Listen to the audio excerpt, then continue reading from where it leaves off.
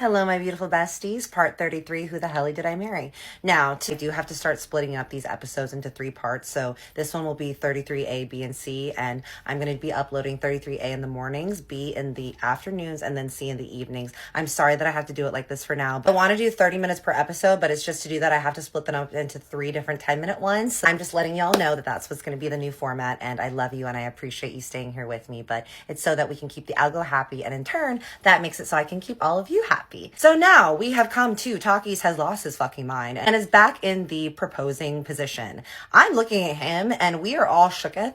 And literally, I just hear his mother beside me just go, "Malaka, have you lost your fucking mind?" And she just starts cursing at him.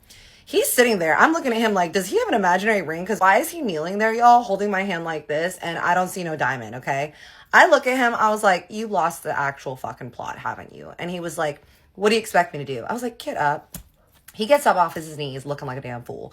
He sits down on the ottoman in the middle and he just looks at me. He was like, look, I've made a lot of mistakes in my life. And after much reflection and realizing how close I am to losing you. How close? Bitch, you lost me. He's like, and seeing all the boxes here, I realized that I don't want to live without you. And I was like, well, darling, as I said before, and I'll say it again, you should have thought about that before you were putting your dick in every single thing that moved, grooved, and jived around here in these parts, because I just can't get over that. And he was like, what makes you think that I'm not a changed man now that I know that I have lost you? I'm like, because, dude, I know you, and I've been through this song and dance before.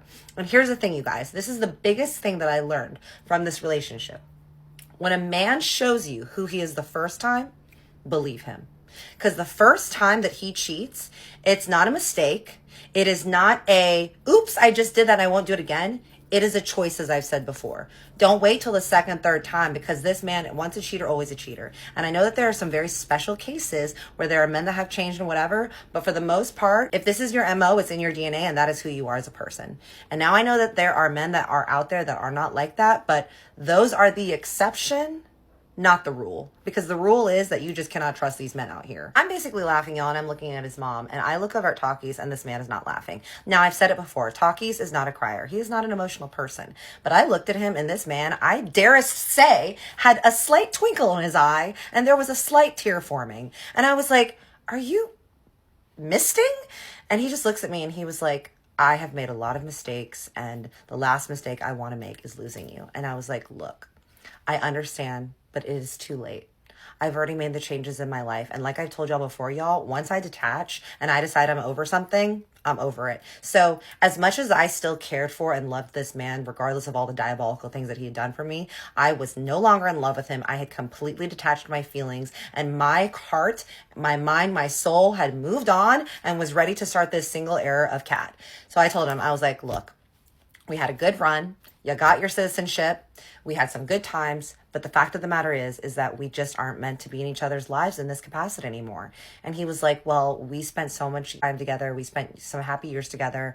You will always be the love of my life. And I want to stay friends. And I was like, look, maybe one day we can be friends and we can stay cordial for now while we're going through all these dealings. But I can't be friends with you right now. Like, there has been too much pain. There's been too much hurt. And I know a lot of people try to stay friends after with your ex. And I understand that, because going from completely just, you saw me naked and we spent our whole life together, to just absolutely dead zone and you're dead to me, is actually a really crazy phenomenon that humans have to go through. So I understand why it is hard for people to detach, and why anytime that this happens, people want to stay in each other's lives. But I knew that there was just too much pain. I needed to heal, and I could not be friends with this man right now. And I said, respectfully, let's just cordially part ways.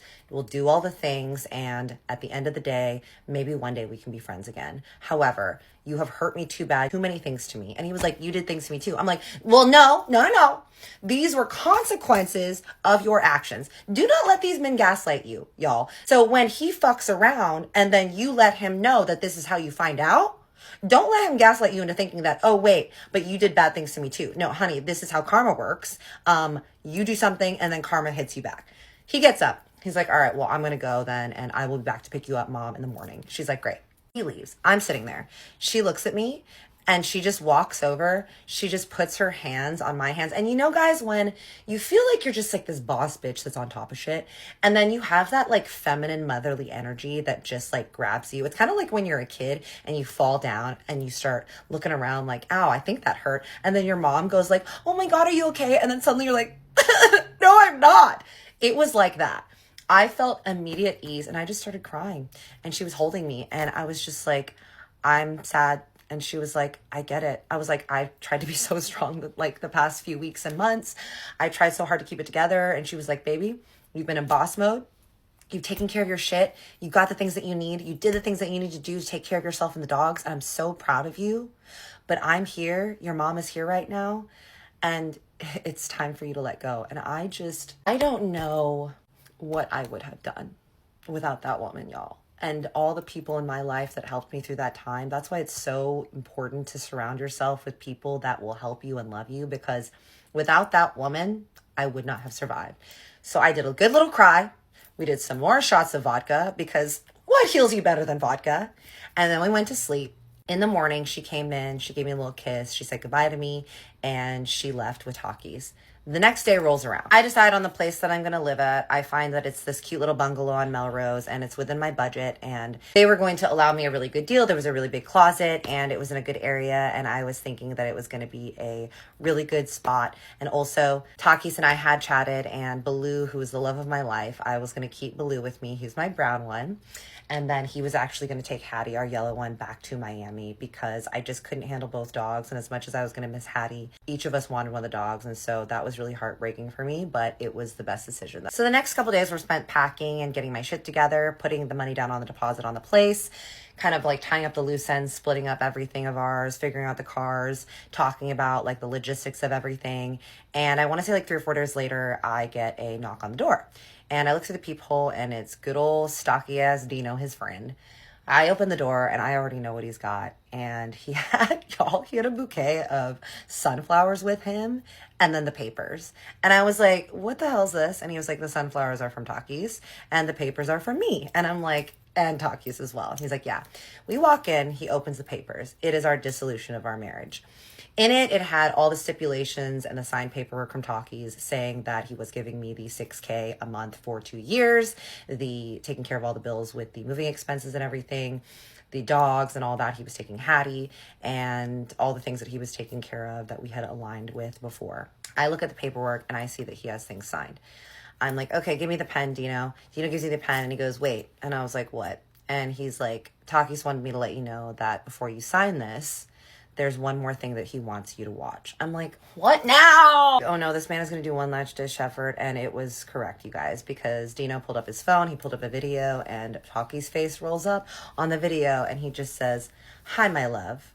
And y'all, part 33B after lunch today, what he says in his video. Stay tuned. I love you guys.